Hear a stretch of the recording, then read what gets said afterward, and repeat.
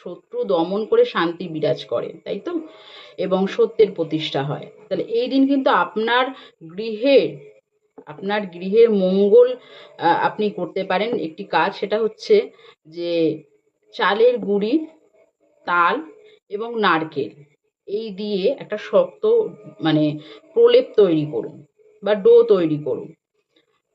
সেটা দিয়ে একটা প্রদীপ করুন, 5টি প্রদীপ করবেন। 5টি প্রদীপ করে তার মধ্যে বড় বড় সলতে দিয়ে সোজা সোজা করে সলতে, বা যেরকমই আপনি প্রদীপ তৈরি করবেন, যদি নর্মাল প্রদীপের মতো করেন সেক্ষেত্রে যেরকম সলতে দেয় সেরকমই সলতে দেবেন, দিয়ে তিলের তেল দিয়ে প্রদীপগুলো জ্বালাবেন এবং আপনার বাড়ির চারদিকে সেই 5টি প্রদীপ দিয়ে দেবেন। দেখুন আপনার গৃহের উন্নতি, শ্রীবৃদ্ধি, সমস্ত বাধা